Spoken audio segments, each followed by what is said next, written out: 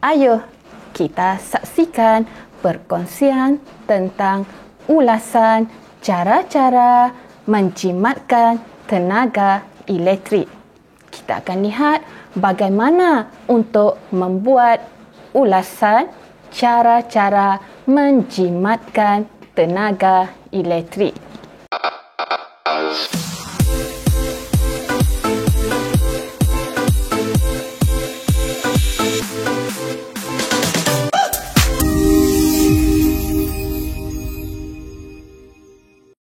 Hai, Assalamualaikum warahmatullahi wabarakatuh dan salam sejahtera buat semua. Apa khabar murid-murid pada hari ini? Baik, cikgu berharap agar kamu semua berada dalam keadaan yang sihat sentiasa. Baik, kita bertemu kembali di channel Cikgu Azi untuk sama-sama mengikuti perkongsian pada hari ini. Baik, sebelum membuat ulasan, kita perlu lihat dahulu panduan membina ulasan. Okey, di sini cikgu berikan panduan membina ulasan. Okey, kamu perhatikan rajah ini. Okey, di dalam rajah itu cikgu telah buat beberapa kotak. Okey, dan kita lihat pada kotak itu terdapat penanda wacana, kata bantu, isi tersurat, kata hubung dan isi tersirat. Jadi, cikgu nak kamu mesti ingat panduan untuk membina ulasan ini agar dapat memudahkan kamu untuk membuat ulasan. Jika kamu ingin menghafalnya, itu adalah lebih baik. Okey, ayo kita lihat ulasan. Baiklah, ini ialah satu contoh ulasan yang akan sama-sama kita cuba selesaikan. Baik, yang pertama, kita perlu baca arahannya terlebih dahulu. Okey. Arahan di sini ialah raja di bawah menunjukkan cara-cara menjimatkan tenaga elektrik. Tulis ulasan tentang cara-cara menjimatkan tenaga elektrik dalam bentuk perenggan. Panjangnya ulasan kamu hendaklah antara 40 hingga 70 patah perkataan. Baik, jika kita lihat pada arahan tersebut telah dinyatakan perlu menulis ulasan dalam bentuk perenggan. Baik, lazimnya cikgu biasa ajarkan kamu kita buat 3 perenggan sahaja. Okey, kita akan buat 3 perenggan sahaja. Iaitu perenggan yang pertama ialah pendahuluan, perenggan yang kedua isi dan perenggan yang ketiga ialah penutup. Okey, kita lihat pula rajah yang telah diberikan. Baik, di situ telah dinyatakan 4 cara untuk menjimatkan tenaga elektrik.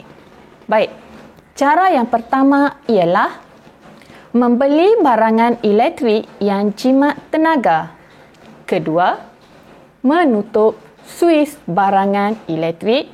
Ketiga, menggunakan mesin basuh ketika muatan penuh.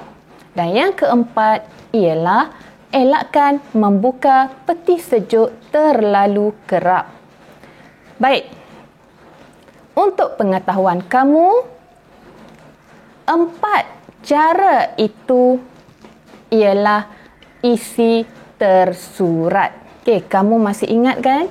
Pada awal tadi cikgu telah beritahu kamu untuk membuat ulasan kita mesti tahu dan kenal pasti yang mana isi tersurat dan isi tersirat. Baik, untuk pengetahuan kamu, isi tersurat ialah apa yang kita boleh nampak atau kita boleh baca pada rajah itu.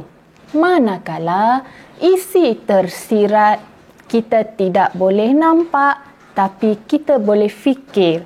Okay, kita perlu fikir menggunakan akal dan otak kita. Okay, sebab itu cikgu suka beritahu murid-murid cikgu, okay, isi tersurat mata, isi tersurat ingat mata, dan isi tersirat ingat otak. Okay, baik. Setelah kita mengenal pasti isi tersurat, kita perlu mencari isi tersirat. Baik, bagaimana untuk mencari isi tersirat? Ya, kita perlu tanyakan soalan. Okey, kita perlu kemukakan soalan berdasarkan isi tersurat. Okey, isi tersirat yang pertama. Okey, kita lihat dahulu apa isi tersurat yang pertama tadi?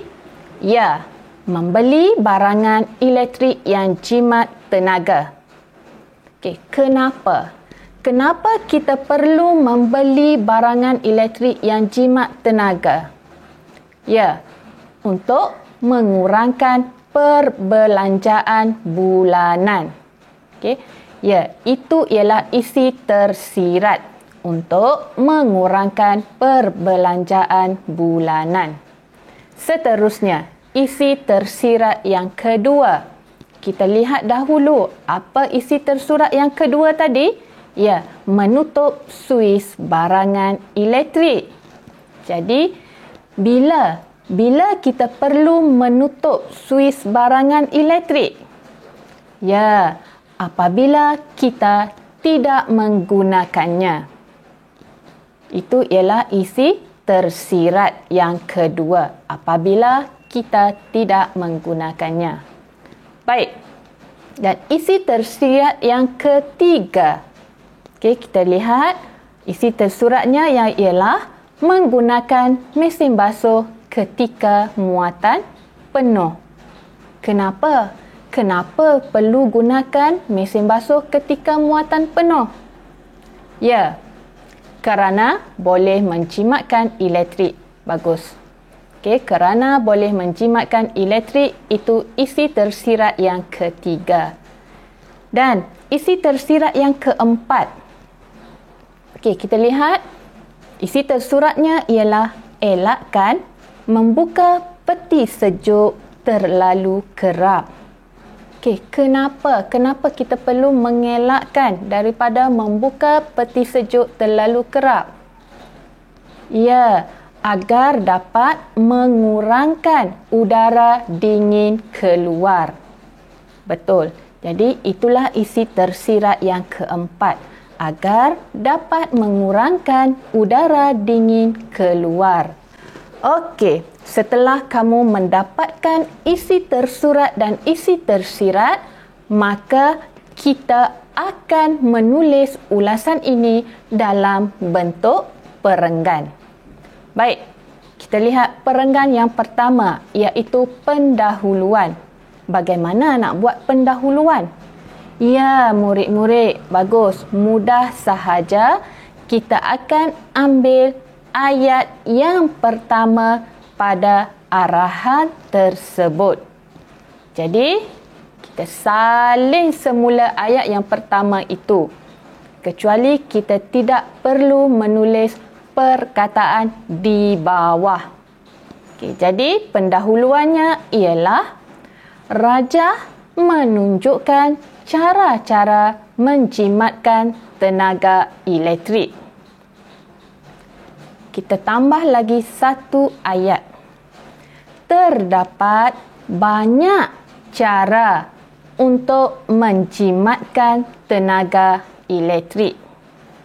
Ya, cukup 2 ayat sahaja untuk pendahuluan. Seterusnya, kita akan buat perenggan yang kedua, iaitu isi. Jadi, kita akan gabungkan isi tersurat dan isi tersirat tadi menggunakan penanda wacana. Jadi, kamu boleh merujuk semula panduan menulis ulasan. Baik, yang pertama, bagaimana kita nak buat? Kita lihat penanda wacana yang pertama ialah antaranya kita mestilah membeli barangan elektrik yang jimat tenaga untuk mengurangkan perbelanjaan bulanan. Yang kedua, selain itu, kita haruslah menutup suis barangan elektrik apabila tidak menggunakannya. Yang ketiga, seterusnya, kita patutlah menggunakan mesin basuh ketika muatan penuh kerana boleh menjimatkan elektrik. Dan yang keempat, kita perlulah mengelakkan daripada membuka peti sejuk terlalu kerap agar dapat mengurangkan udara dingin keluar. Okey, jadi kita telah pun siap untuk perenggan yang kedua, iaitu perenggan isi. Dan seterusnya, perenggan yang ketiga ialah penutup. Baik, penutup maksudnya kita membuat rumusan keseluruhan isi yang telah kita buat tadi. Okey, jadi penutupnya ialah oleh itu kita mestilah menjimatkan tenaga elektrik untuk menyelamatkan alam. Ataupun oleh itu kita mesti berusaha untuk menjimatkan tenaga elektrik agar dapat menyelamatkan bumi kita. Okey. Jadi, cikgu harap kamu dapat memahami apa yang telah cikgu ajarkan sebentar tadi. Okey, untuk mengukuhkan pengetahuan dan pemahaman kamu, cikgu sediakan satu latihan untuk kamu cuba buatkan. Okey, jadi setakat ini sahaja perkongsian cikgu pada hari ini dan kita akan jumpa lagi pada sesi yang akan datang. Sekian, terima kasih.